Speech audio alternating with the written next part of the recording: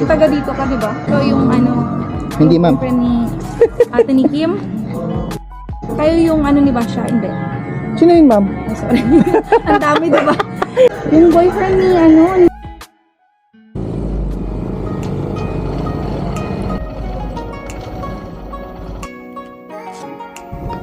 Meron tayong first book. Mignan lang pala tayo sa net. Tawagan ko lang. Hello, ma'am. Andito na po ako banda sa may Maunlad po. Maunlad. Dito po sa Maunlad Street. Kalye Maunlad po mismo. Andito ako sa may signage banda, ma'am. Sa may gitna talaga. Galing po, kapag galing ka pa, Pico Road 1. Okay, ma'am. So, darating ka sa unang crossing, di ba, nagbabalik ka pa. Tapos, liliko ka sa kanan. Okay po. Bago kaliwa. Kasi ang pinasukan ko lang dun sa may Karinderya banda.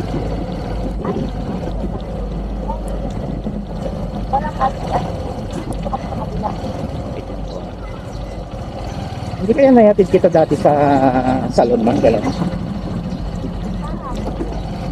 Anong gabi mo ang kolerit?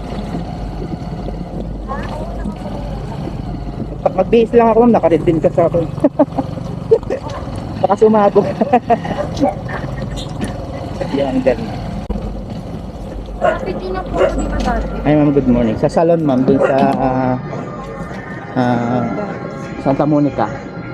Ay, oo. Apo. Sa Yung taga dito ka, di ba? Apo, yun sa kabila. So, yung ano, Hindi, yung ma'am. boyfriend ni ate ni Kim. Hindi, ma'am. Ikaw, nanguhula ka na. Dami ko na. Nanguhula ka na naman, ma'am, ha? Sige, ma'am, sakay lang kayo. Kayo yung ano ni Basha, hindi. Sino yun, ma'am? Ang dami, di ba? Hindi, meron rin kasi ako nasakayan sa inyo kayo. Okay, Okay naman. go. Yung boyfriend ni ano, ni Basha. Sino ang boyfriend mo? Nagbabackfire din yun eh. Nagmamadali ka ba, ma'am? Medyo, pero mabagal lang. Mahirap na tumilapon na. Wait lang, ma'am. Ilagay ko lang itong surveillance natin. Bilis ba? Ba't tumilapon ako sa radar? Hindi mo nakwento sa akin, ma'am. Parang nasabi mo sa akin nakaraan na kapapanganak mo lang yata nung nasakay kita. Tapos, Pangalan na nga ba, ma'am? top din. Ma'am, may quick book ko lang, okay lang. Sa Shakey's ba kayo, ma'am? Sa... Kasal. Wait lang, ma'am. Antayin lang natin. Ibig sabihin, buti ma'am, hindi ka na disappoint na ano, until na nagbaback-ride ka pa. Pero, di ba kayo labas? Sige, ma'am. Di ba ma'am yung asawa niyo sa Flash, sabi niyo? Oo, sa flash. Hindi ko na nga na-miss mo po. Kaya nang last time, hindi ko na kami magpunta. Di ba ma'am may motor ka kamo, yung automatic? Yung ano, yung Honda Beat Oo. na orange. Opo.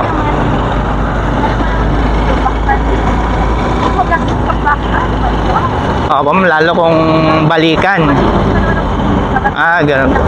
Ma'am, wait lang, yung book natin hindi pumasok eh. Mahina yata yung internet. Wait lang, ma'am, ah. Waswasan ko na lang, ma'am, pag ano. Wait lang, ma'am. Opo. Buti ma'am, walang...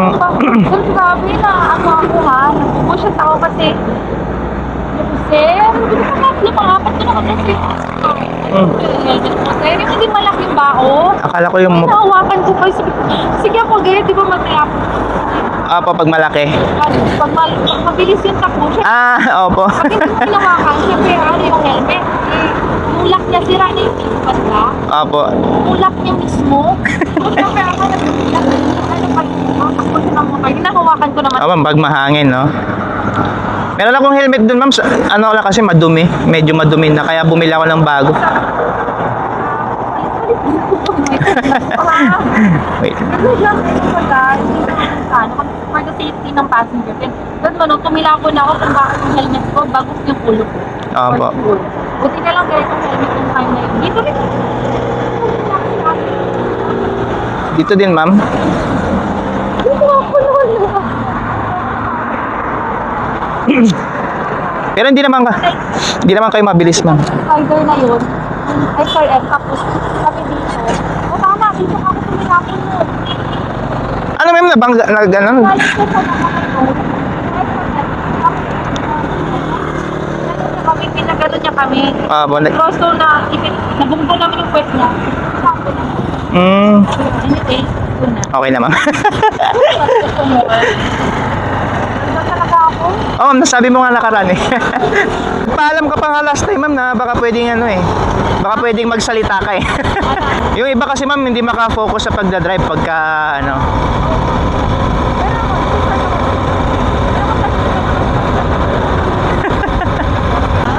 nakailang kain na ako dyan, parang hindi kita napansin. Hindi ako Okay. Talaga. City Hall, Capitol, other Abot nyo ba, ma'am? pwede mag-stay sa loob. Sige, ma'am, hawak ka lang ah. Ano ko naman may kilala ako eh. Hindi, meron pa dito oh. Paparide 1. Pero alam ko na yung lagi doon, 57 ata. Hindi nagre-reflect eh. Ay, yung change, ma'am. Okay na, ma'am. Thank you po ah. Ingat po. Ang kuwela ni ma'am, no?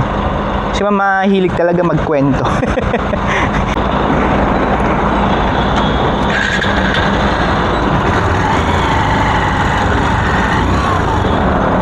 Alright, so ayun na yung first na pasahero natin para sa araw na to.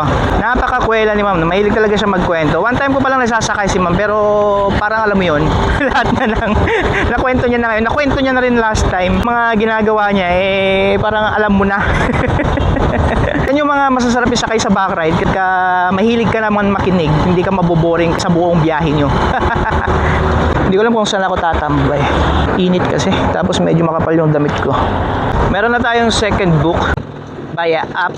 At ito, on the way na ako ngayon. Malapit lang kasi sa akin din si Boss Madam.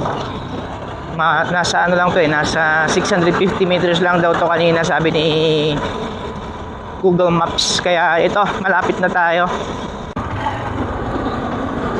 Hello ma'am. Kay ma'am. Sa'yo na ma'am. Apa, sakay lang kayo ma'am. Okay na ma'am.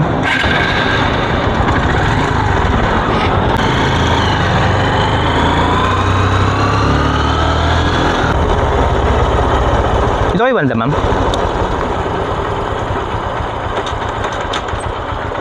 Iya. Hawak lang po ah. Thank you po. Thank you po. Mag-iisang oras na mula nung lumabas ako kanina at ayun, nakadalawang pasahero pa lang tayo. Kakabagot din minsan pagka nag-aantay ka lang sa isang lugar tapos wala din sumasakay. Kaya parang mas mabuti na lang na magronda-ronda ka. Baka sakaling may pumara. Share ko lang pala kung bakit ako pumasok kay Backride. Last year kasi, mga June yata yun nung pumasok ako, meron time na nakaka-bored talaga pagka nasa bahay ka lang. Yung routine na ginagawa mo, paulit-ulit na lang.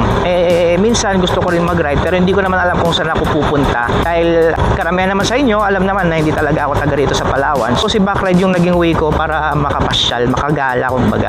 So okay na rin kasi habang gumagala ka, at the same time, kumikita ka ng pera. At yung pera na yon pinanggagas para masustentuhan yung pagkagusto na makalabas ng bahay para makapagmotor-motor. Pero alam niyo naman sa sitwasyon ko ngayon na hindi talaga ako full time kay Backride. Kung may time lang talaga ako na makapag-ride, ginagawa ko.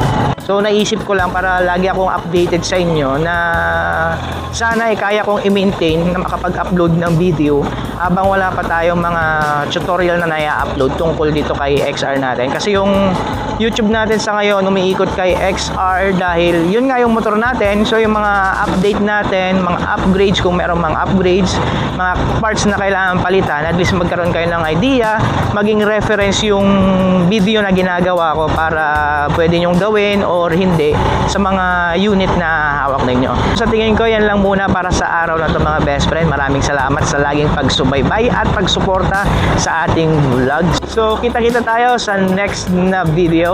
Until next time, bye bye.